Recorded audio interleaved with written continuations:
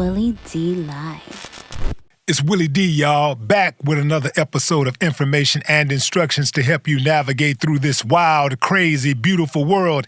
In the studio, attorney Geoff Davis. What up, Willie D? Man, you know I was born in Jeff Davis Hospital. You familiar with Jeff Davis Hospital? My brother was born. My brother was born in Jeff Davis Hospital. Yeah. Yes. Jeff Davis, attorney which is short Jeff for Davis. Jefferson Davis. My name is Jeffrey. Right, but you spell it different. Yeah, with a G. With a G. Yeah, Jeff my with mother. Yeah. Jeff with a G. Yeah. That's the original French spelling of the name Jeffrey, which then went over to England and became Geoffrey. And it just so happened that my mother said she liked that, and so she went with it. Right. So how does one get from the fofo in the hood of H-Town all the way to California practicing sports law, sports and entertainment? Well, you know, Willie, man, first off, I have a big family in California, but my entire family is originally from Texas. Some moved out in the 50s and 60s.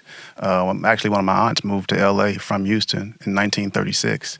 She used to work for Ray Parker Jr., and not back then, obviously, but she used to clean floors, and then in the 70s, and Ray Parker Jr. got big. So I have a big family there. My mother has several siblings, as well as my pops.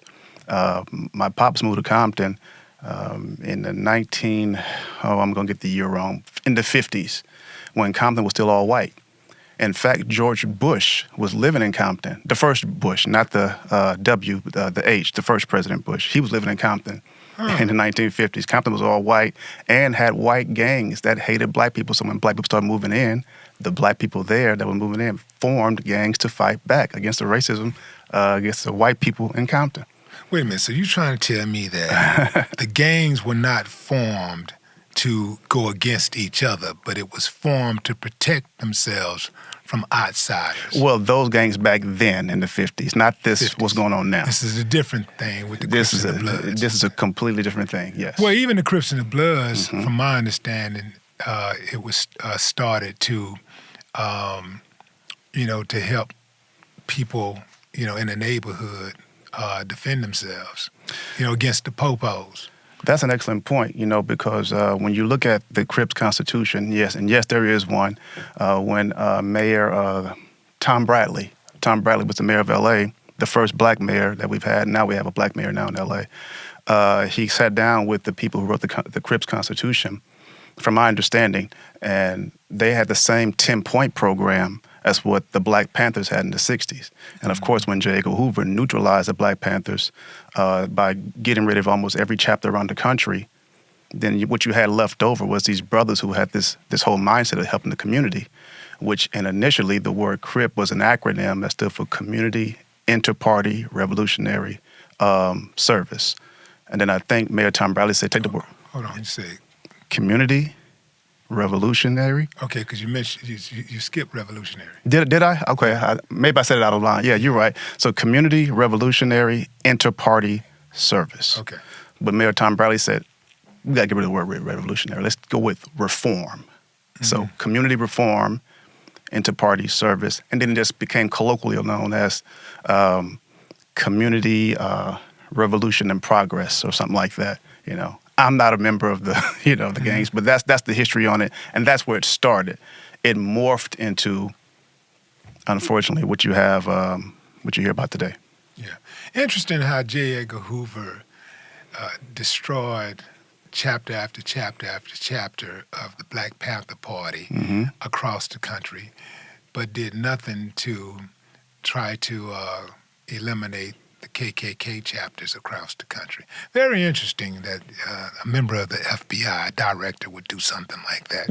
But, in a post-racial country. Exactly. Very interesting. Man, how did you get into law in the first place? Like, you come from, you're out the hood, man.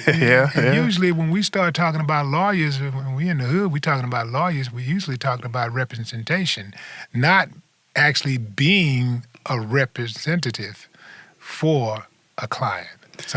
So was there a particular case or a legal moment that you saw it and you was like, man, I think I want to do that? 100%. When I was growing up, I never saw a black attorney, never saw one, never met one, never spoke to one. So I never thought I could do it. And it wasn't until I think I was a sophomore or junior in college, I saw Johnny Cochran for the first O.J. Simpson case, which became the case of the century back then. And I just thought, like, wow, what is he doing? I mean, how is he?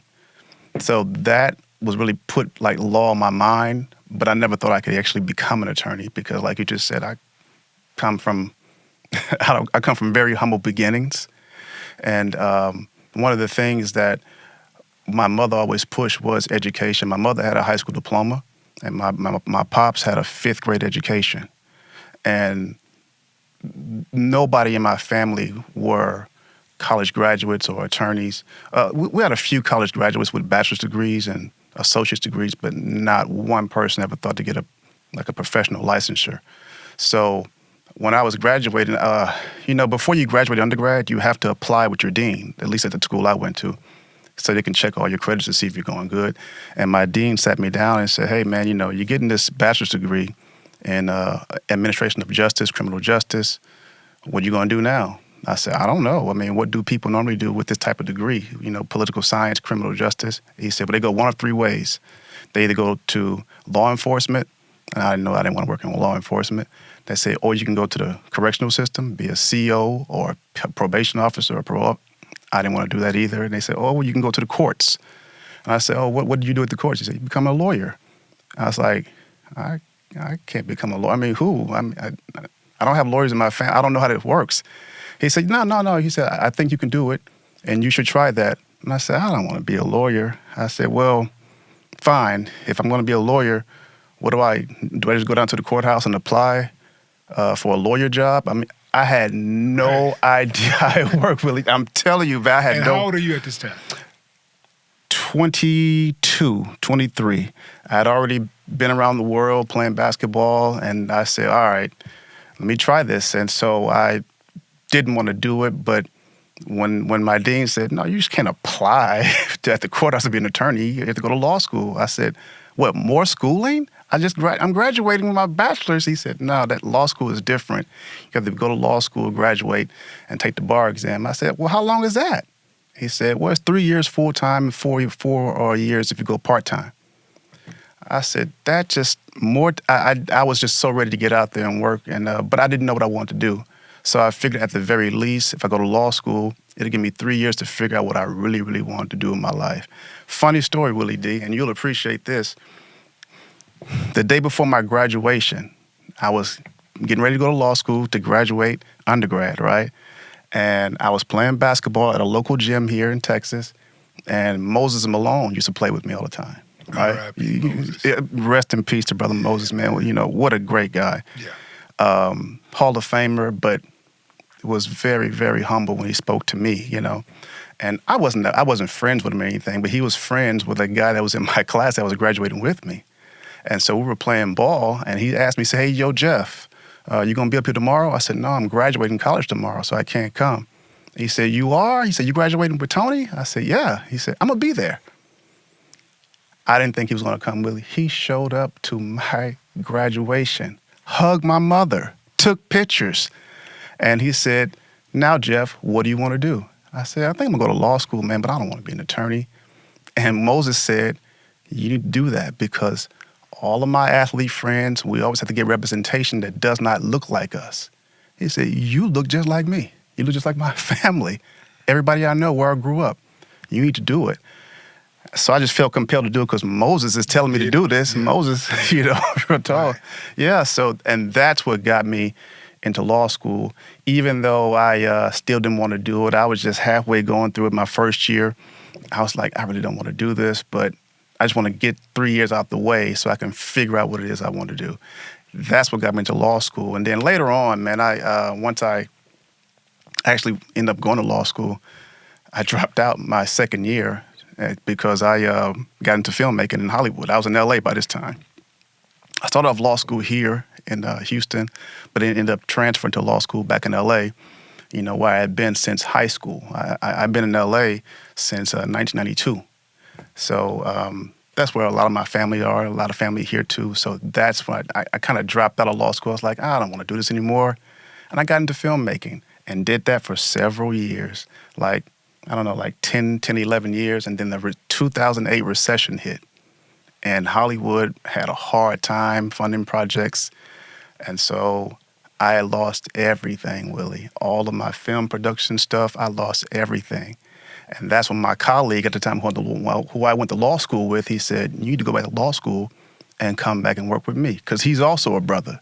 We went to law school together. We were the only two brothers at the law school in L.A. And he said, come back, go back to law school, get your law degree, then come work with me. And let me show you how we can help our people. So I did. So I went back later on in life, and then I became an attorney and immediately started working on trying cases, even while in law school, just trying cases. We were practicing civil rights law at the time. So literally we were suing employers and landlords for discrimination, for what they were doing to our people. And it was very, very arduous, but it was rewarding. Did y'all take any cases that you thought that you might not win? Because typically lawyers, they don't want to take on those cases that they can't win.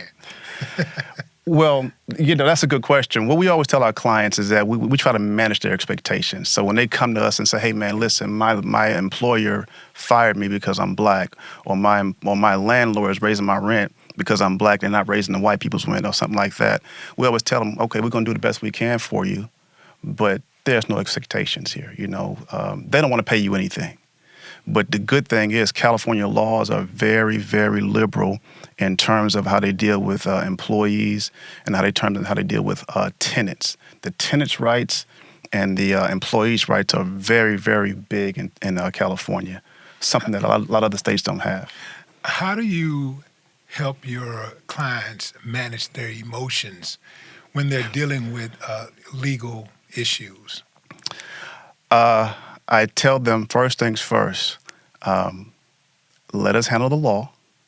And I know you want to tell your story, but that's not going to help, because when they come into your office, Willie, they want to tell you, well, he said this and she said that, and you don't understand because, and I was like, that's not going to work in court, because you're going to have hearsay problems, which is a legal doctrine, but you just can't ramble off in court. I said, if you can't ramble off in court, don't ramble off in here with us. We're here to help you. Trust me, we're on your side. So that's one of the things we always do, and we always let them know they don't want to pay you anything, but we're going to try our best to get you something. And typically, 95% of the time, me and my colleague Charles Swain, who I practice with now, we always typically bring them something back. And then the clients are very appreciative at that moment. When they see you say, hey, I got your check. And they say, oh, exactly. Okay, yeah. Exactly. Did you follow the Young Thug YSL case? Yeah, I read up on it, because I wasn't too familiar with who he is. I'm a little bit older than that rap generation. Yeah. I asked the question because Lil Woody obviously didn't get the memo about, not doing a lot of talking and stuff like that, because he was doing his own thing. Lil Woody, that's the witness. That was the witness. That kept saying my head hurting. The star witness. Okay. Yeah, the star witness for the prosecution. That case was a mess. And that's not even me saying it. That's the third judge saying it. That case went through two, and then the third one, Judge, I think her name was Whitaker. Yeah, okay, yeah. She said this case is a mess, and she really excoriated the prosecution, because it's like you're trying to put this is her words, that you're trying to put this case together as you go along, and you started prosecuting this man in 2022. Why are we still here in 2024 with your case, the prosecution's case? And then you mentioned Little Woody. One of the problems the first judge had was that he had, in law we call it ex parte, which is Latin for meaning one side only. Well, a judge cannot talk to one side only, period. No, everything has to be shared with the prosecution and the defense. But this judge had this ex parte, one side only meeting with Little Woody and the prosecution. And that's when Young Thug's lawyer, the defense counsel, said, you can't do that, Judge. What are you doing? And which judge was this? That was the very first judge. I can't think of the brother's name. It was a man. It was a male. It'll I come. remember the judge. I know what he looks like, but I can't remember his name. And all he kept saying is, how do you know we had this meeting? And the defense attorney was like, that's not the point. You had one without us. Mm-hmm. And they were trying to, what the defense attorney was alleging is that the judge was trying to get Little Woody to speak or something like that, or to testify. I'm not sure because I wasn't there, obviously, but that was the problem. And the judge threw the the defense counsel in jail for him being in contempt, because he said, if you don't tell me how you found out about this meeting, I'm going to hold you in contempt. And he did. He said, I'm not telling you, but you can't do it. Well, after he had him in contempt, he went to jail, they let him out. Then that judge got removed from the case. And the second judge comes in. I think her name was Judge Ingram. These names I might be messing up, but I think it's Judge Ingram, Shakira Ingram, I think it is. Well, she came on the case as a judge, and she said, oh, wait, I can't even do this because I have a professional working relationship with one of the deputies. So they got rid of her. Do you think those judges may have been planted? Oh.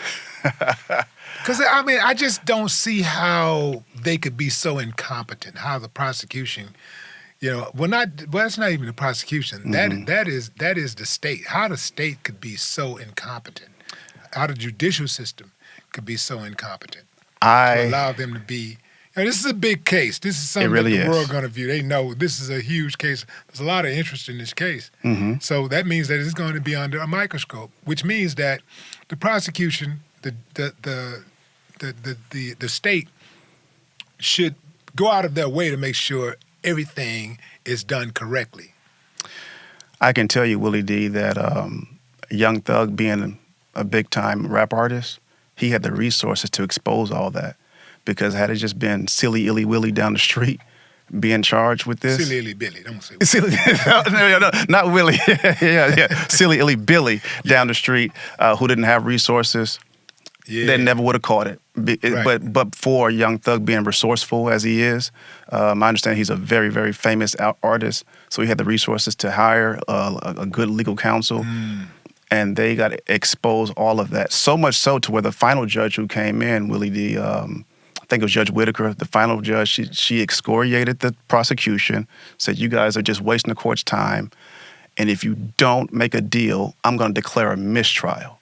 Was you surprised that the judge called out the prosecution like that? Not at all. I've never seen it. I've never seen it like in person.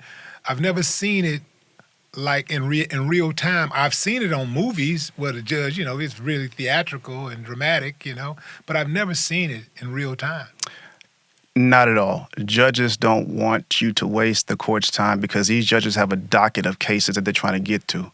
And so when you come to a trial where it's taken 2 years, the O.J. Simpson trial didn't even go 2 years. Tupac's trial to go, just like, what's happening here? Get it done.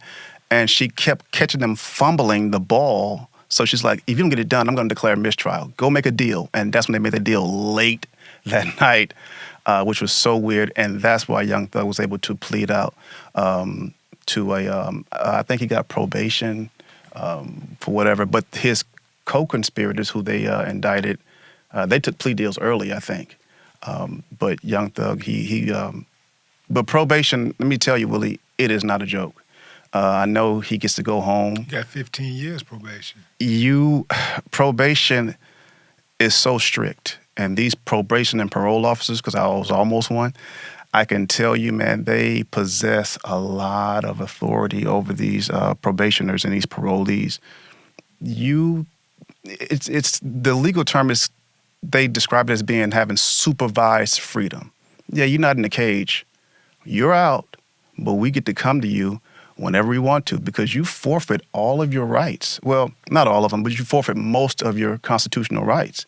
They can come search you whenever, whereas somebody else that's not on probation, they have to have Fourth Amendment protections, right? But with them, they can't talk to other felons unless they have prior permission from the probation officers. You can't get involved in anything, like any issues with the law. Some states are even as strict. I don't know about Georgia, but some states where you can't even get like a speeding driving traffic infraction, they want you to understand you're not really free. You're free, but you're not. So they go hard on probationers. So hopefully Young Thug, I don't know the brother, but peace to the brother, but I hope he understands that. I'm sure he had a good lawyer, so I'm sure his lawyer explained it to him that, hey man, you got to walk the straight line because they are ready to send you back. If Young Thug was your client, would you had recommended that he take the 15 years probation? 100%. From what I know about the case, 100%. His charges were, oh my God, it was so much. If he would express to me, hey man, just do what you got to do to get me home, then I would have said, yeah, take this. And his lawyer did an excellent job by letting the judge know, like, they offered him no jail time if he just says on the record that he's a leader of a YSL gang, I think is what it's called. I don't know. It's some gang, right? And he said, and the lawyer told the judge, what's the difference between him actually admitting that and just letting it go? If you're going to let him go home, let him go home on probation. The same terms apply. And the judge says, I agree. And told him, if you don't do this, it's going to be a mistrial, but without prejudice. Without prejudice means that they can come back and try you again. And you don't want that. So, and the judge didn't want to do that because that means they have to come over and redo this whole trial. It's been taking 2 years all over again from the very beginning. And she said, get it done, and they got it done. That's also the same DA's office that tried to prosecute Trump, Fani Willis, the same DA office. Mm-hmm. Mm-hmm. How do you balance zealous representation with ethical consideration when you know that your client may not be all the way right? Well, when you say all the way right, are you referring to they may bring a fraudulent claim to me, like say, hey, I got hit by a car, but they really didn't. Just this is a good, I think I can work this case, but I don't really believe this guy all the way. How do you deal with that?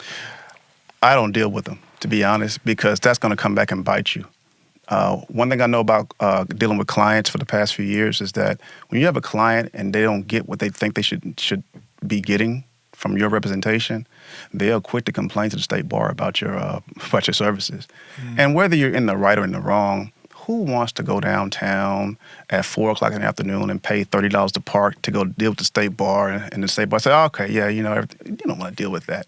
So if you can see that, you might want to avoid it. I always tell attorneys, man, when you know that a client is giving you those types of vibes, let them go. There's an old saying, Willie, back in Fifth Ward. Remember, they used to always say, all money ain't good money. All money ain't good money. Yeah, study long, study wrong, right? Mm-hmm. No, let that money go. Somebody else will take it. Although you do have a lot of attorneys out there, unfortunately, you have a lot of bad attorneys out there who will sit there and play in the mud with those people. That's not what I do. That's not why I went to law school. So I don't do a lot of criminal law anyway, but just in other cases, no, I wouldn't do that. Clients come in, they'll say stuff. They'll give it away, Willie. Trust me, they'll give it away. They'll say stuff like, hey, man, listen, let's see if we can get these people down. Wait, what? Let's see if we can get these people. Were you injured or not? Do you have damages or not? Well, I mean, I'm all right, but check this out, though, man. It's like, no. That's we call that the professional plaintiff, where they're always walking around suing people. My partner and I, we don't even consider those type of people. We say, no, sorry, go talk to another attorney. And there are a lot of them out there, just not a lot of them like us. Hey, Willie, did you know that only 5% of all attorneys in America are black, according to the American Bar Association? I did not know that. Only 5%. I did not know that because we have so many, black attorneys in Houston alone. I was thinking maybe, hey, look like we're doing all right around here. No, that's Houston. Houston's, Texas, somebody did a study. I don't know who it was, but Texas has, the biggest black population of all the states. Mm. That's probably why you see more. If you were in Atlanta, you'd say the same thing. All these black attorneys in Atlanta, but the city is primarily black, right? In Houston, I'm not sure. I don't know the demographics numbers. But you see a lot of black people out here, and they're doing their thing, too. But no, nationwide, Yeah, salute the black attorneys, man. I need to throw y'all a party or something, man. I always like that, man. It always makes me feel good, when I see black attorneys, man, because, let me tell you something, fam. A lot of people underestimate. They just don't think about it, but, man, lawyers and politicians and business people run the world. Oh, 100%. They run the world. Like, 100%. ain't nothing popping off without a lawyer. Even if you're a business person or you're a politician, a lot of times you're a politician and a lawyer. But ain't nothing popping off without lawyers. Not in this country. Point blank, period. Not in this country, because America is a nation of laws. There is no field of work or no industry where it's not governed by laws. Do you see in any way AI being able to affect the need for lawyers? No, not at all. I because AI can't go to court with you. What's going to happen is AI is not taking anybody's jobs. It's people who know how to use AI. That's going to be a problem for some people. But when it comes to particular laws, you can't represent somebody unless you have a law license. And AI, they can bring in any robot, but that's not going to happen. That's not going to happen. So you're going to have to still go to lawyers. What about robot assistants? Like right now, your paralegals. Would they be able to replace paralegals? I don't think so. That's just my thoughts. Some people might disagree, but I don't think so, because it's still a method to the madness that only a human can do, right? And I know people are going to say, oh, these robots can do everything. Well, they can't do everything, right? They can't understand when that brother from South Central comes to your office and he's trying to explain his case. AI is not cultural. AIs don't have feelings. There are some cases that you take because you empathize with the person that just came into your office. And sometimes you don't. But AI is not going to really understand it, because the AI is just really pretty much binary, black and white. Either it violates the law or it doesn't. Or sometimes there's this gray areas. I don't see AIs even dealing with gray areas. I heard some AI is cultural, meaning that they are culturally biased. I've heard this. I've heard that because you have to think about the people who are programming AI. 100%. And if those people who are programming AI have implicit biases, they're going to pass that implicit bias down to AI. So, and how do you remedy that? If that happens, you're going to need a real lawyer, right? I guess you will need a real lawyer. Exactly. So another way to remedy that is for us to get more coders out there, more black coders. Oh, 100%, man. More computer engineers. The late great Tupac, may he rest. He said, Tupac, he said, we don't need any more rappers. That's what he said. Don't get mad at me, Will. No, he's right. He said we don't need any more rappers. Absolutely right. He said we need more scientists, more lawyers, more doctors. Yes. I think I saw you talking to Juwaza Kunjunfu out of Chicago. He said last year over 1 million black boys tried to play basketball, and only 400,000 of them got to play high school basketball. Right. And then only 4,000 of them made to play Division I college. Only 35 of them went to the NBA. Only 7 of those 35 started. And the average NBA career is only 4 seasons. So what you have is 1 million black boys applying for 7 jobs that last 4 years. He said, you need to get back to what we learned, what our history is, which is learning that Imhotep was the first medical doctor who taught Hippocrates for 22 years. Learned that the same DNA that was in the geniuses of ancient Kemet, which is now Egypt, ancient Kemet, that taught us that when we learn math and science and all these things, that came from us. And we are the brilliant minds out there. It should not be only 5% black lawyers. But I think part of the problem is, though, Willie, is that a lot of our brothers that haven't seen us, we're here, but it's not a lot of us. Out of that 5%, 3% are women. Right. We need more brothers. Salute to our women. We love our women, but we need more brothers, man. You have no idea how many times clients look at me and say, man, I am so glad to meet you, because I had another lawyer and they didn't know what I was saying. So check this out. Okay. When I used to get in trouble back in the day, Okay. when I used to always be in court for something allegedly. Allegedly. Man, when I see a black lawyer walk in, man, it just did something to my spirit, man. You see a black lawyer walking in, you be like, all right, brother, okay, all right, I might be all right. It don't even have to be my lawyer. I'll be like, maybe I got a fair shot. The brother in here, he gonna somehow look after me in some kind of way.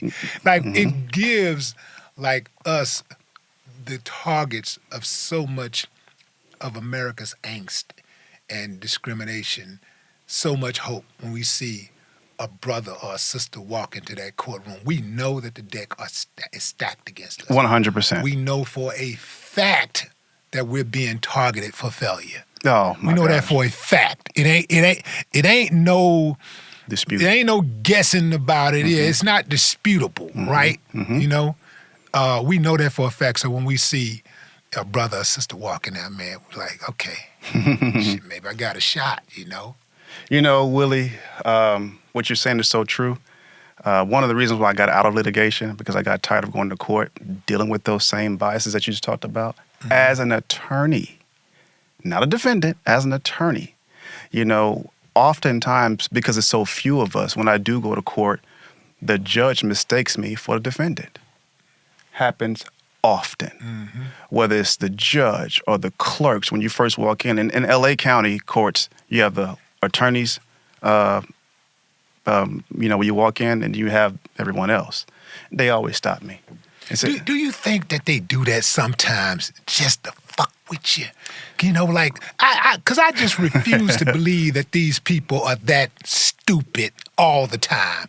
Like a lot of the stuff that they do, I just refuse to believe that they're just that stupid. I think that a lot of times they just go out of their way to get under black folks' skin and so-called put you in your place. 100%. I concur with that assessment, Brother Willie, because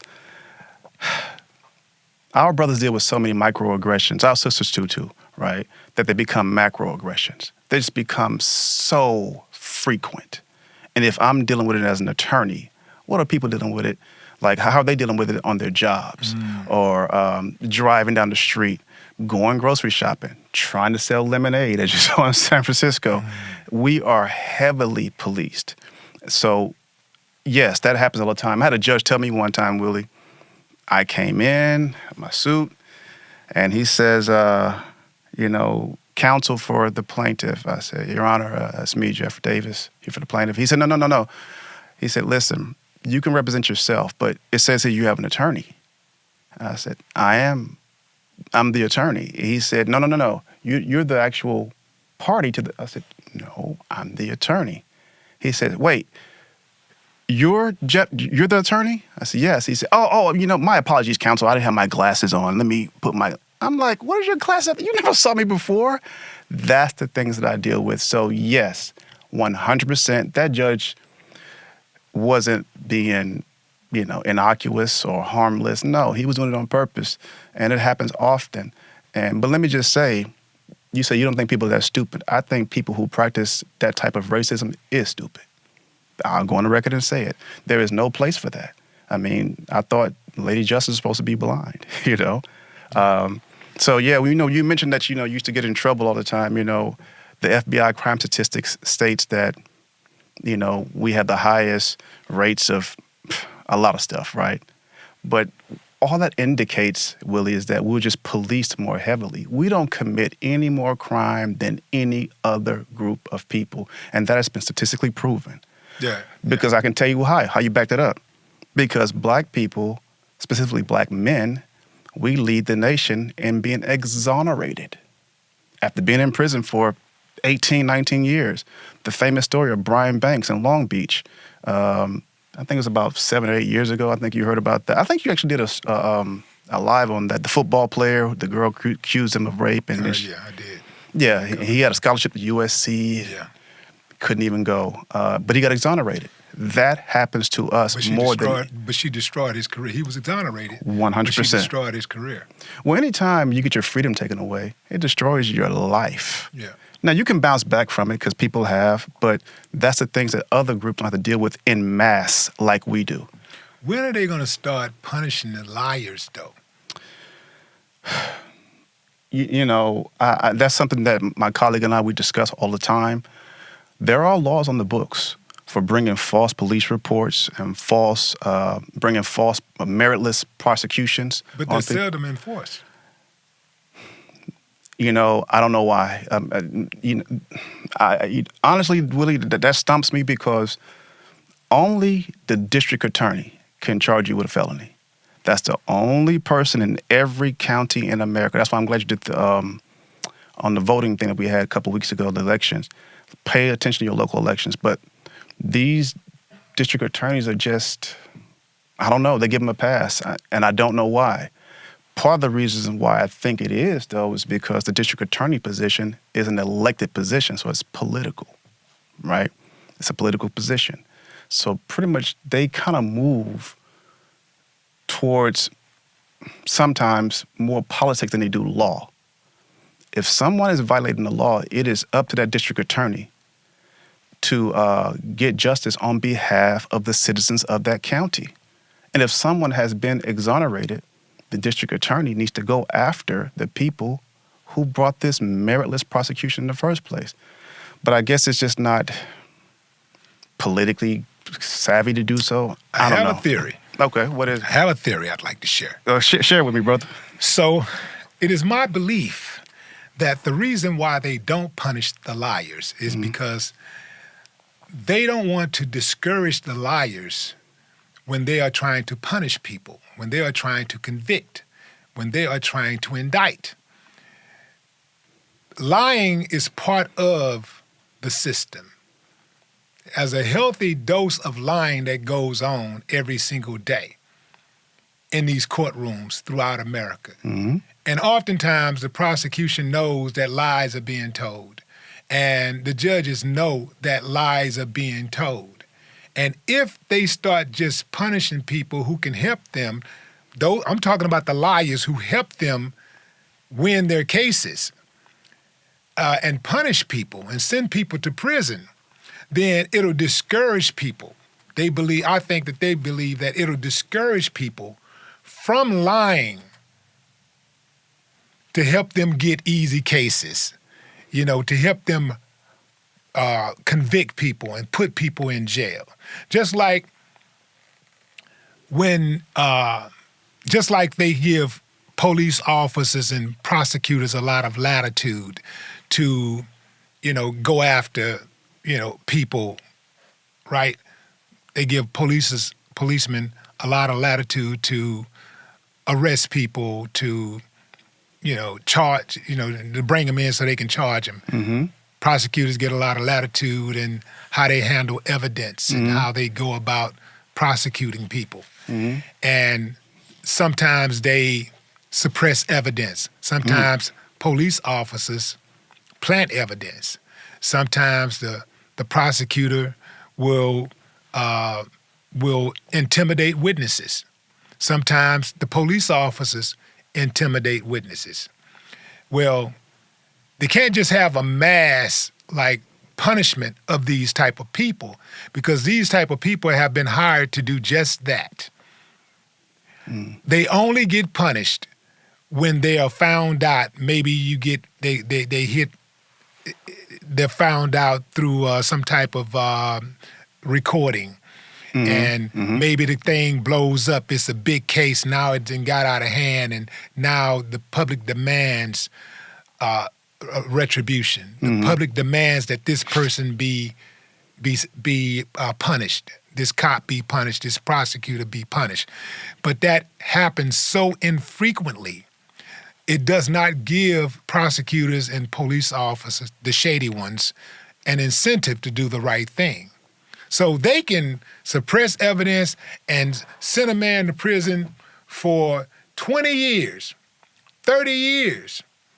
Sometimes that person might even get executed, and they know that this person is innocent. But they won't do anything about it because it'll make them look bad. It'll hurt their career some kind of way. They'd rather see a person die.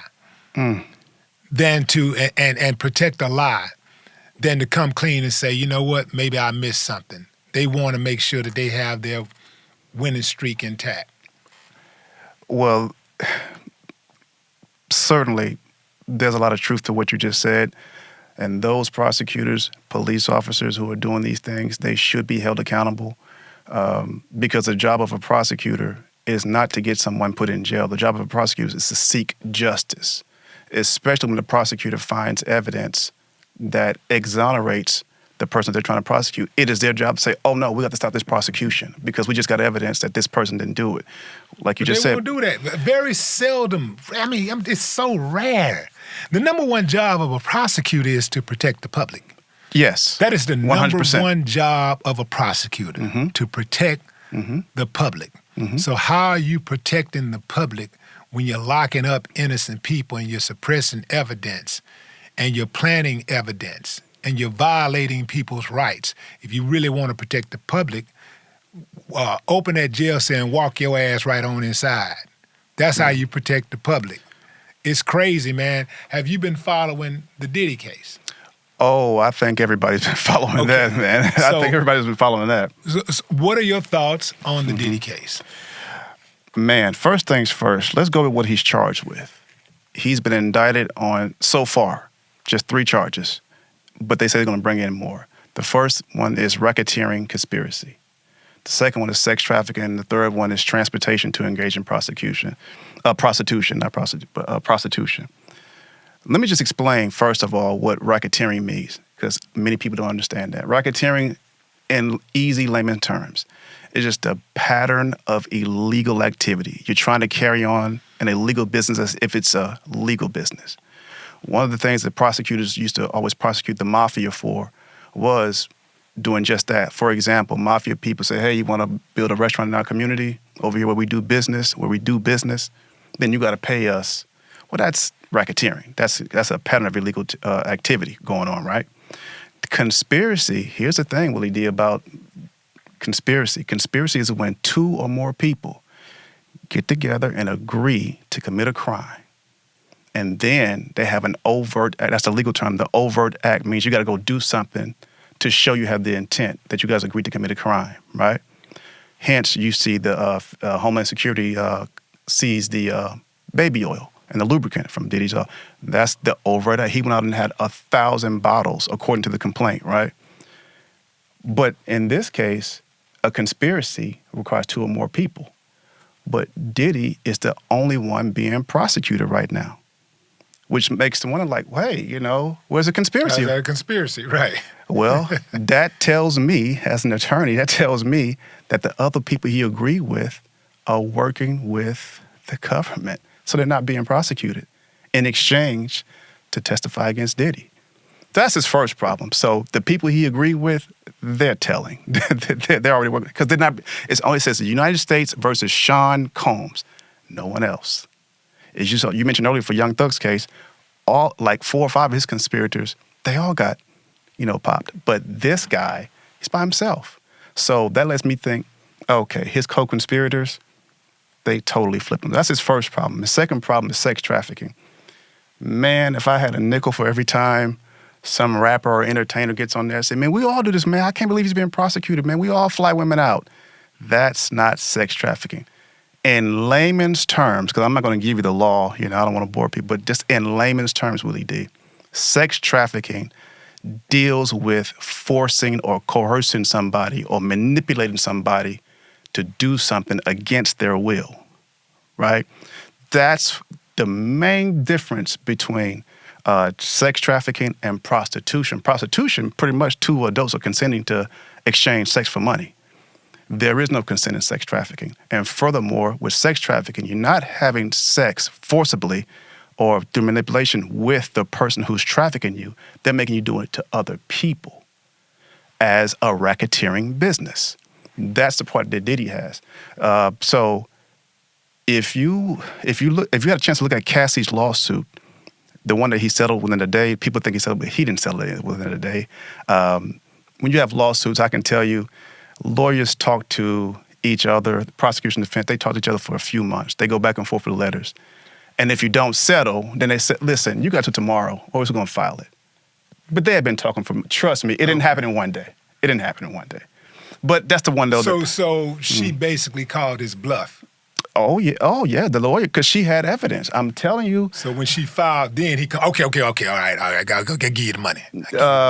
He probably didn't pay out of his pocket. Probably his insurance company paid, more than likely, if he has insurance, because I think she included one of his LLCs or something like that.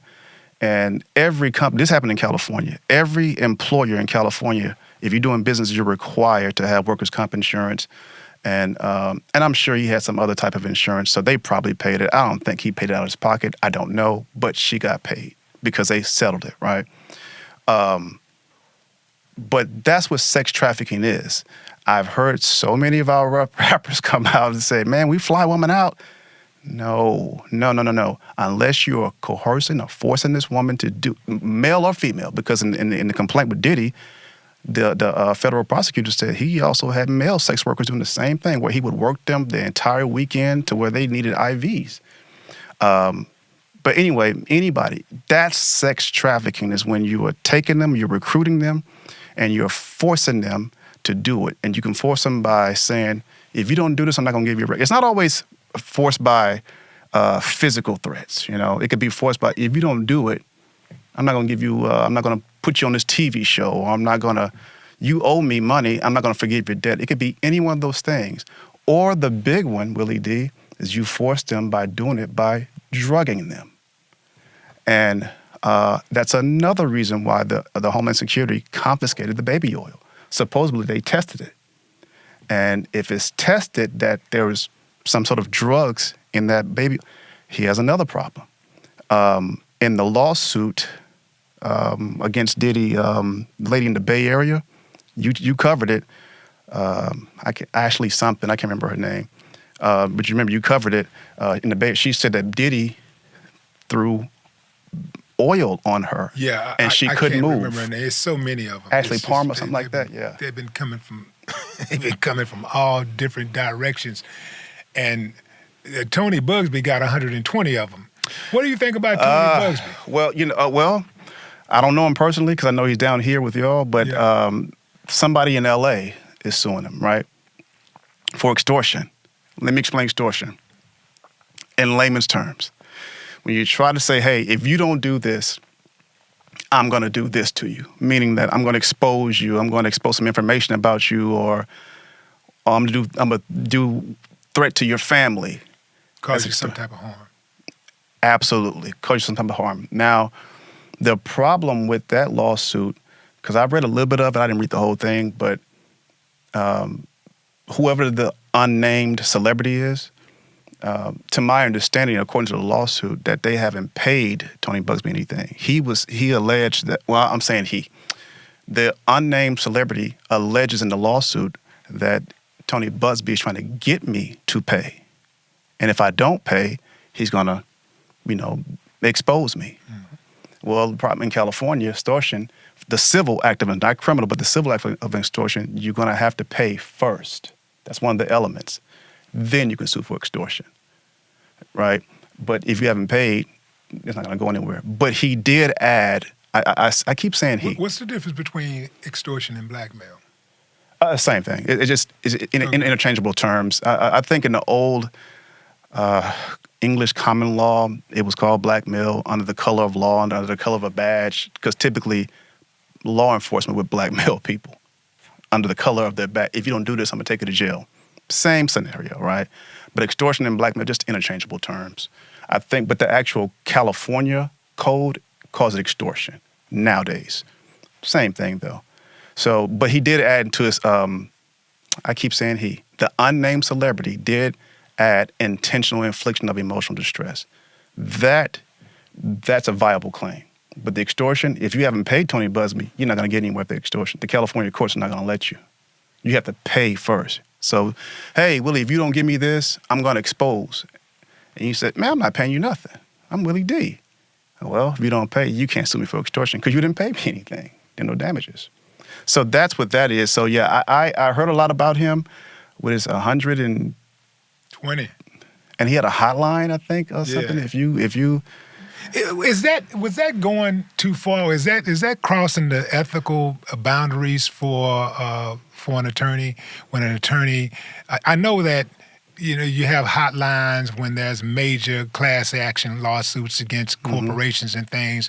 100%. But to come up with a hotline for a sexual assault victims, for sexual assault victims. Allegedly, yeah. Yeah, alleged sexual assault victims.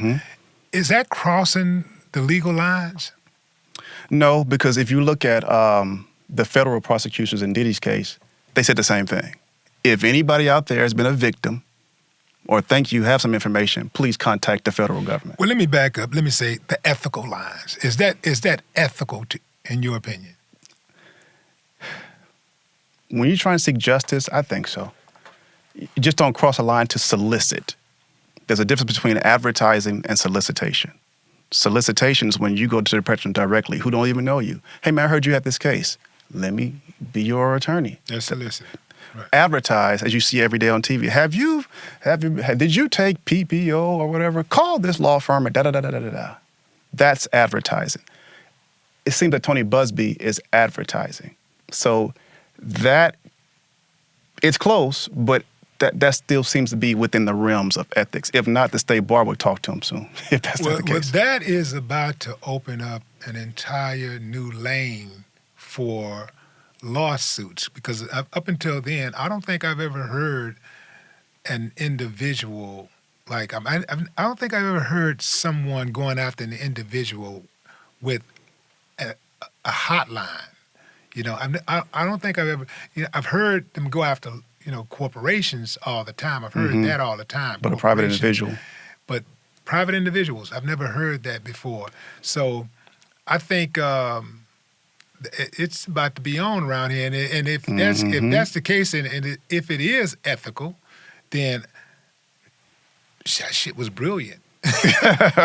It was brilliant because now people don't have to guess how to get in contact with him or where he is, or people that may be all the way in Spain somewhere. You say, okay, what's the number? Let me hit this number up, and the floodgates just open up. But also, I think that it kind of, as brilliant as it was, I do think that it compromises the integrity of their claims to an extent, because you can have people who don't even know Diddy, had never even met Diddy, saying, hey, I got a case, and just spin a story. That's a good point, Willie. Every attorney has an ethical duty to only bring, here's the language, meritorious claims. You cannot bring, as an attorney, you cannot bring a claim that's frivolous, worthless, wasting the court's time. You will get disciplined by the state bar. So what he needs to do, I'm not going to tell Tony Busby how to run his office, but if he's going to have all these people calling him, he better have some serious vetting of these claims, because if at any point this judge finds out that he didn't, and he's bringing these meritless claims, he's going to have some problems. So, yeah, you don't want to do that. But I'm sure he has a big staff. They say, hey, where's your evidence? I'm sure he has something going on to investigate these people. They just can't be some random person and say, I met Diddy, and they never met him. They're going to have to verify. But how can you prove it, though? I mean, how do you, like, a lot of people ain't got proof. Man, some of this stuff happens allegedly 20 years ago, 25 years ago. All you got to do is call and say, yo, I was at the party. Somebody who was actually at the party can tell you what happened and tell you what they saw and what happened to them. And you can just put yourself in that position.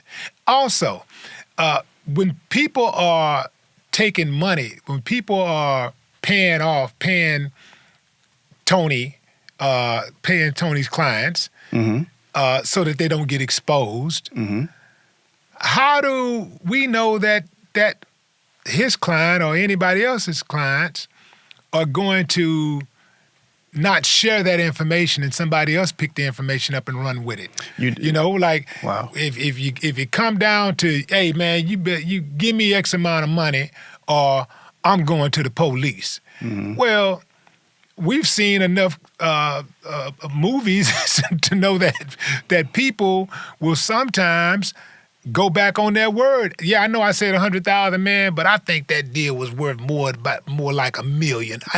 I'm gonna need another. I see you living pretty good off, lately. It would be nice. I'm going out of town with me and the missus are leaving town for a couple of weeks. It would be nice when I come back home to see one of those. To see a Rolls Royce, that new Rolls Royce sitting in my driveway. That would be nice, don't you think? Mm-hmm. Mm-hmm. What's to stop them from sharing the information or coming back and releasing the information? Well, like you said earlier, they need to be prosecuted if they are bringing meritless claims. But you asked earlier. But what if I'm saying what? But in this case, what if the case does have merit? What if they're telling the truth and they say, "Pay me, or I'm going to expose you," and they get paid, and then later down the line, I mean, of course, they're going to sign some type of paperwork saying that they're not going to ever speak about it or whatever they want to expose. That doesn't work. But go ahead. But what if they just decide, you know what, I'm going to say something anyway, or their spouse or a friend. That's a great question. Takes the information and decides that they want to contact a lawyer and do the same thing. Yeah. Well, if you don't give me some money, I'm gonna release this information about you, and I got a video of you and this such and such. Mm-hmm. And if you don't give me some money, I'm gonna put it out. Well, that's extortion again, right? Because they're not the actual victim. They're just trying to extort. That's what you're just saying, right? But you brought up an excellent point, Willie. I'm glad you brought this up. You said if she signs something, said I'm not going to say anything, so that means she can't say anything. That's not true. Specifically in California. Now, check with your own state laws wherever you are, but in California, if you are a victim, an alleged victim of a sex crime, and you settle your case, right? You sue and settle. California says, no, you can't have settlement agreements to where you can actually make someone not say anything about it when it's dealing with sex crimes or discrimination of any kind. So that doesn't work. And I'm so glad you did the video on Diddy's non-disclosure agreements. And you even asked the question. You said, man, can he just make them not say anything for 500 years? If you asked that. Right. Well, no. Here's some free game, man. So many celebrities in Hollywood come to me, and I have to get them straight. If you're going to have a non-disclosure agreement, meaning that you can't say anything if you come hang out with me and party with me, right? That is not enforceable. Even if there's no crime being committed, it's not enforceable because non-disclosure agreements are supposed to be contracts, right? A lot of lawyers in Beverly Hills and in Century City, I see this all the time, they charge these celebrities a lot of... You said it, yeah. But those are not enforceable. Let me tell you why it's not enforceable, too, because I don't want to leave people in the dark saying, man, why is it not enforceable? Because I'm sure they're going to be watching, right? Let me tell you. Not to get too legal, so I just keep it very, very simple. You have to have 3 basic elements to have an enforceable contract, right? And I won't get into the legal parameters, and there are also exceptions too, but for the most part, you have to have 3 basic elements: offer, acceptance, consideration. Every first-year law student knows that. Now, let me just explain consideration, and this is why they're not enforceable, because I think most people know what an offer is. Hey, Willie, come paint my house for $1,000. That's an offer. And Willie said, yeah, I'll come paint your house. Well, he accepted. The consideration is the problem with these non-disclosure agreements. Let me tell you, consideration is something you have to bargain for exchange, right? It has to be something of value. What you're having with these celebrities is saying that if you come spend time with me or you come party with me, then you can't say anything. Just about every California judge has thrown those out because they lack consideration. That's not going to work. You have to include consideration. So take my example. Willie D, come paint my house for $1,000. And you say, yeah, Geoff, I'll paint your house for $1,000. It's offer acceptance. Well, what I just bargained for, I bargained to get Willie D to paint my house in exchange for me paying him $1,000. Willie D is bargaining for $1,000 in exchange for painting my house. That's an equal bargain for exchange. That's the court's legal language. Bargain for exchange.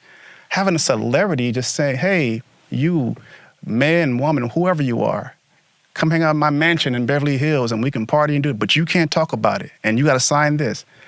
Every judge in California has thrown those. They said they lack consideration. So when you go to Diddy's case with his NDAs, it wouldn't work because they lack consideration. I haven't seen them, and I promise you. And what are they considering? The bargain for exchange. That's what the courts are looking for, right? Now, it doesn't have to be a lot, but it has to be something of value. Anything of value, right? Willie D, come paint my house in exchange for you giving me a record deal because you're a hip-hop legend. That's something of value. NDAs mostly exist in the business setting for employers because employers have trade secrets they don't want you to get out. I think I saw you one time. You said you worked for KFC. Yep. Well, you couldn't talk about the secret recipe. No, I can't say nothing about that 10-10-10, man. I'm still sworn to secrecy, man. Yeah. I have to take this to my grave. Exactly. That is where they're primarily used. In private settings, it's rare. And if it is going to be in a private setting, you have to have something of value. And every judge in California has said, just hanging out with, name your favorite celebrity. Hanging out with a celebrity is not something of value. So it lacks consideration thrown out. Furthermore, on this last point, on Diddy's NDAs, they don't work in criminal prosecutions. It's not going to happen. The FBI going to come to you and say, hey, you got information on this crime? Oh, no, I have NDA. They're like, we don't care about that. You better tell us. It does not work. His chances of getting that judge in New York, that federal judge, to adhere to his NDAs that his lawyers have filed a motion on, which I don't understand it, is about as good of a chance, Willie, as you playing for the Lakers right now. LeBron could use you, but you playing for it is just not. I have never seen that happen. That'll be a miracle. Now, you mentioned things happened in court earlier. Yeah, weird things have happened in all these cases, but I don't see that happening. These non-disclosure agreements are rampant throughout Hollywood. You've been to Hollywood several times. Have you had a case that made you rethink your legal strategy? You thought you had it in the bag, and you was like, you got all the way deep in. You were like, hold up, man, hold up. Shit. Yes. What case was that? I had a case where a lady came to me. She came to me and my colleague, right? And she said, hey, listen, I'm a landlord at this apartment complex here in LA, and they're firing me because I'm a woman. And they're firing me because I'm over 40. So it's age discrimination and gender discrimination, right? And it's like, really? She said, yeah, and I'm homeless. And so we felt sorry for her. And we got knee deep and said, and we filed a suit against the landlord, against the property owner, right? And we get knee deep into it. And we get to a deposition. That's in the discovery phase after a lawsuit. She didn't tell you the whole story. No, Okay. man. Oh, Willie, listen, this lady, oh my God, it was so embarrassing for us because we did not know. And we thought we vetted everything. We said, is there anything you want to tell us? Like, sure. No. It's because, and she got under oath, swore to tell the truth. And the defense counsel just looked at her and said, Were you ever reprimanded for stealing the rent money from the people who pay your rent? She said, yeah. And he said, were you ever criminally charged and prosecuted for stealing our rent money as a landlord? She said, yeah. He said, and were you ever arrested for prostitution in our building? She said, yeah. She said, so why do you think you were fired? She said, because they were assholes. And was like, I said, excuse me, counsel, can we take a break? And he laughed, and we went in the hallway, and he said, let me guess, you want to drop the charge? You want to dismiss this lawsuit? I said, can you do it? He said, don't worry. He said, I can tell. You guys didn't know. Yes, that happens often. Happens because, Willie, people don't tell you everything about the situation. like I said, man, we're here to help our people, right? We help everybody, but specifically our culture. I'm from the culture. Man, I'm not just from the culture. I am the culture, brother. I lived everywhere. I've been all around the world, Harlem, New York, Brooklyn, New York, South Central Los Angeles, Compton, Fifth Ward, Acres Home. Man, I am the culture, so I try to help out our people, but sometimes our people do stuff like that. Yeah. What's the continuous misconception about lawyers that people have, that the public have, that you like to set the record straight on? They all think that all lawyers are dirty. They all think that all lawyers are unscrupulous. They think that all lawyers are just horrible, horrible people, right? And that is true in some cases. But Willie D, you've been a hip-hop artist for almost 40 years now, right? You know some good hip-hop artists and some terrible ones. That's right. If somebody's working at a hospital, I promise you, because I see their posts online, I can't stand my coworkers. These nurses make me sick, but not all nurses are bad. Not all doctors are bad. So unfortunately, in our profession, we get that, right? They always think that we're all about the money. Well, 90%, no, I'll say 99% of all of my cases have been on contingency. They welcome my office, and they don't pay us anything. They say, hey, man, this is happening to me. Can you help us? Yeah, don't worry about it. We'll take care of your case. They say, how much do I owe you? Well, you'll pay us out of whatever we get you, right? And we're just trying to help these people. Whereas if they call the other attorneys, as you know, they're going to have to drop about anywhere between, in LA, anywhere between sometimes $50,000 to $100,000 for a retainer. I actually, I know a lot of attorneys, man, who I went to law school with in LA who charge just that. They charge those type of fees up front. And here's the bad thing about that, Willie D, because I'm not here, if you want to charge what you want to charge, that's your fee, right?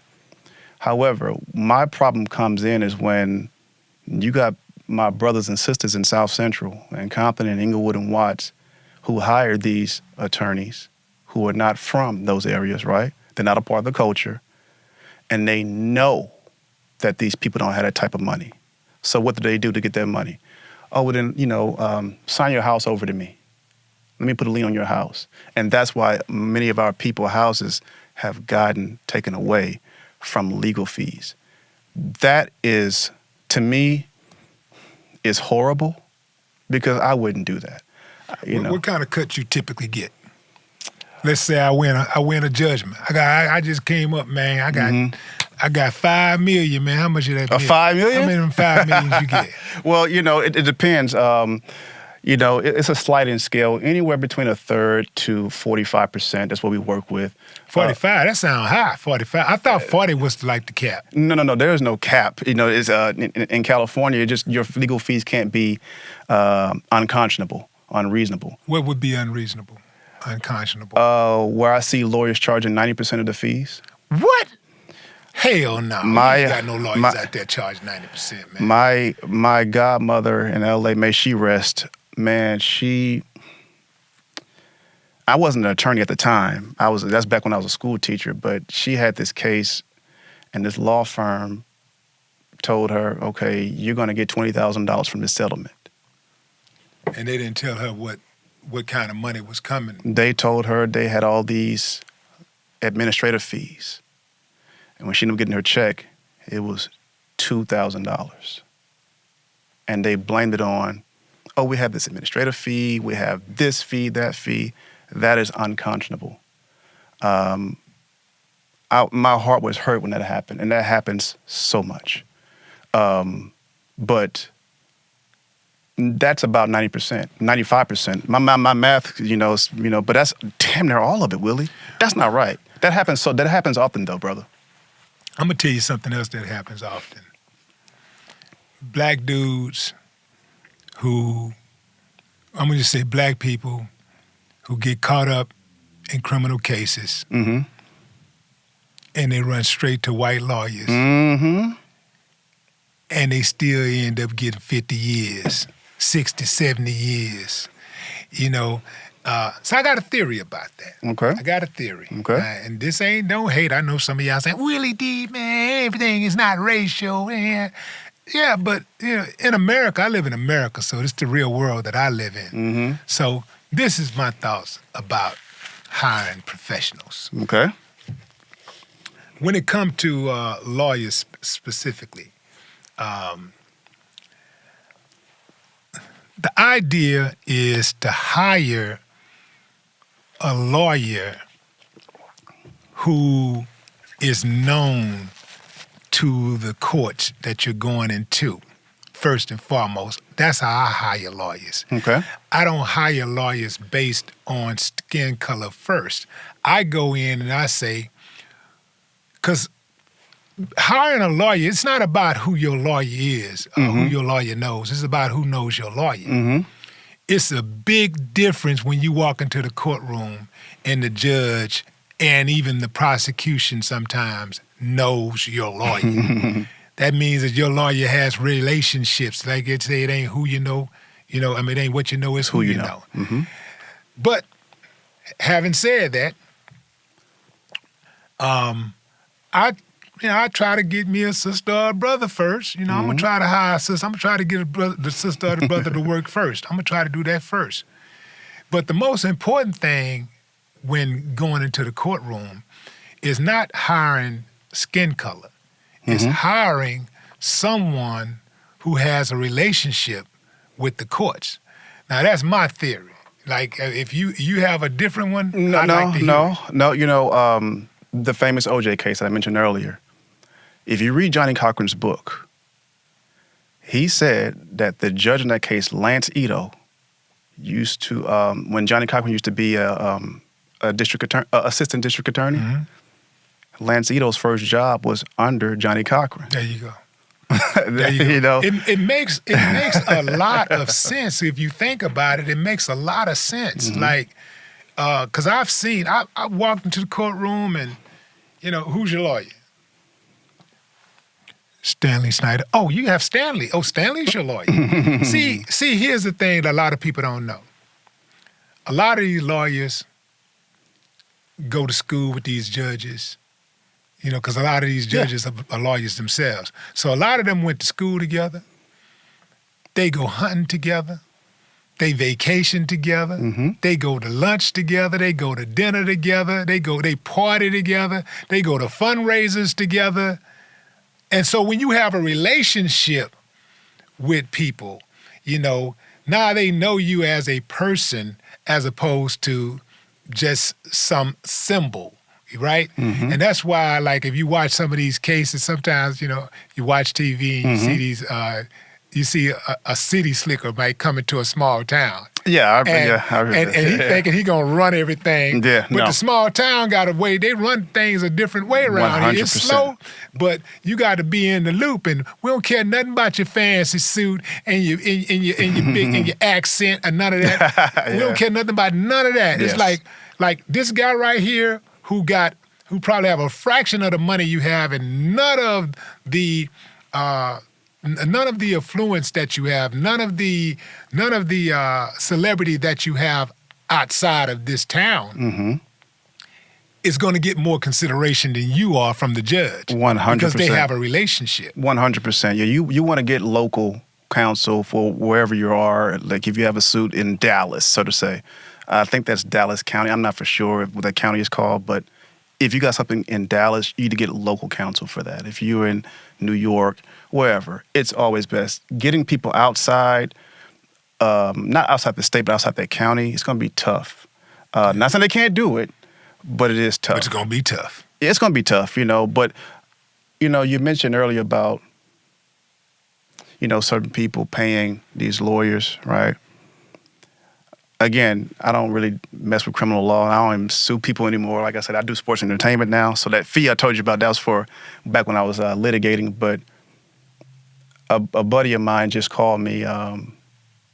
He lives in Compton, and he's in court right now for I forgot what he's being charged, but he's being criminally charged, right? I forgot what the actual charge is. And he said his lawyer, he said, Geoff, man, this lawyer that I found, he wants me to pay him $55,000 up front. I said, okay. He said, should I do that? I said, I'm not going to tell you. I mean, you're a grown man, but let me just say this. I said, let me walk you through it. I said, how much money do you make a year? He said, I make $125,000 a year. I said, okay. What are you being charged with? And he told me, I can't remember. I said, that carries a prison sentence of 5 years. So if you go to prison for 5 years, how much money are you going to lose? 125 times 5. How much is that? That's right around over 500 grand you're going to lose, right? And he's asking you to pay him 55. What would you do? I mean, would you pay 55 to save your 500,000? It's up to you. A lot of these things are just cost-benefit analysis, Willie D. A lot of settlements. Oh, my gosh, a lot of settlements in cases because you don't admit guilt or innocence when you have these settlements. So sometimes you just need to pay the experts and let them do what they do. But like you said, they got to be competent. They got to be, have good relationships. Most of these judges, Willie, are elected. Some are appointed, but elected. So they got to run a campaign. I know lawyers who donate to these judges' campaigns. As they should. And if they donate to them, when the case comes before them, that's right. What's going to happen? Now, the judge is not supposed to do that. The judge is supposed to be impartial at all times. But people are going to people sometimes, Willie. Because we all we all have implicit biases, and it's impossible to get around that. Yeah. And you know what? Something else is impossible to get around is the fact that you came on here, man. Come on, man. And you conquered. You know what I'm saying? You came, you saw, you conquered. Where's man. Willie D? Come man, on, bro. Hey, I appreciate it, man. This was good, man. This is very insightful. Yes. I'm really glad that we were able to sit down, man, and have this conversation. And obviously we can go on, but we're out of time now. But I would absolutely love to have you back on the show. Before we leave, can I leave? And don't cut this out, editor. Listen. Willie D, it is an honor to sit before you, brother. I've been listening to you, I don't know, since the 80s. And I've always admired the stance that you and your bandmates have stood on all of the contemporary issues. When I first heard F a War, I'm not going to say the name, I was blown away. And I think you wrote that song. Yeah. And I think you wrote most of what Bushwick said. Right. But it is definitely a pleasure because, again, you are the culture, brother, and we're here for it. And you stand tall, especially with your analysis on certain political figures like Trump. Oh, I know you get the hate, brother, but you stand tall because, like you said, you are a man. So I really appreciate you sharing your platform with me. Whenever you need me, I'm here because, brother, you are the legend. And a quick story, man, when I was in France playing ball, when I was in Ireland playing basketball, and I was in Dublin, Ireland, a brother was from France, but he went to college in Ohio. And he told me, he said, on my what do you call it? When they give the roster, on the roster, it put, I was from California because I came from college in California, right? And he said, hey, man, in his very thick French accent, he said, I really like le rapper Snoop Dogg because you're from California. I said, yes, I am from California, but I'm originally from Houston. He said, Houston, I love Willie D. I said, I thought he was joke. I said, you don't know nothing about Willie D. This is 1993. I think you guys have just dropped We Can't Be Stopped.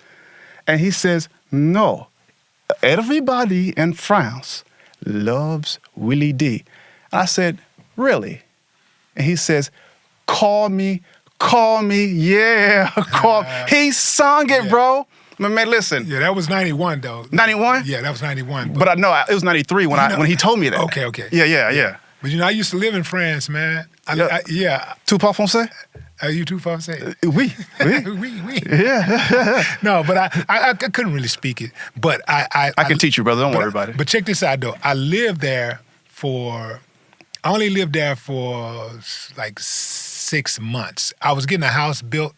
I was downtown. We were living downtown. In Paris? In Paris. Okay. We were in downtown Paris. Okay. And they're called arrondissements. That's what they call them, the neighborhoods, arrondissements. Right. Well, I was not there long enough to get acclimated. Okay. we were getting the house built, and you know, I was moving around. The kids were really small, and I just was really seeing how hypersexualized it was. Oh yes. Oh yes. If you think it's going down over here, you ain't got no idea. France is freaky as hell. 100%. Like, so I saw that, man, and I was raising small kids. I was like, man, this place is not a place to raise kids. And I'm gonna share. Just give you. Give you just one. Give me one. Give me one. I'm in the pool, and with the kids and their mom. You know, we're chilling. The pool attendant comes out and she says, "Sai, you may want to get the kids out of the pool at 7 because people start taking off their clothes." Mm-hmm. Mm-hmm. So I'm like, what? Take the kids upstairs. I got to see this. But you stayed, right? I got to stay. I'm staying for the experience, not because I'm super freaky. I'm staying for the experience, man. Okay. I got to see this, you know. I got to put this, you know, in my role, you know. So I'm like, okay. So I'm chilling. Sure enough, man, 7 o'clock on the dot. It all came out. White dude, big old stomach, comes out and disrobes. Oh, and no. climbs into the pool. Oh, no. Right behind him, just moments later, a couple of chicks come out and they take their stuff off and they hop into the pool. Mm-hmm. And then a few more people. Now, I'm sitting here and I'm trying to act inconspicuous. I don't want to look like some big freak from the States. Some looky-loo. Yeah. So I'm being inconspicuous as possible.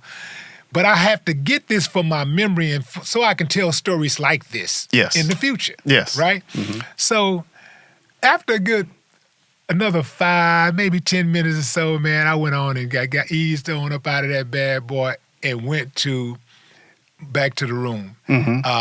But yeah, we were staying in downtown at a hotel. I can't remember the hotel, but we were staying downtown at a hotel for like 6 months while the house was being built. And after I saw like several incidents of this type of stuff, I was like, hey, this ain't no place to raise kids. No. And that's when we relocated to Azerbaijan. Yes, I know about that. Yeah. Story. Yeah. But man, thank you for coming on the show. I appreciate you, man. Willie D. Respect. Yeah. Ladies and gentlemen. Tell them. Geoff Davis. Yeah, Willie D. Peace, brother. Yeah. No more talk. No more talk. No more talk.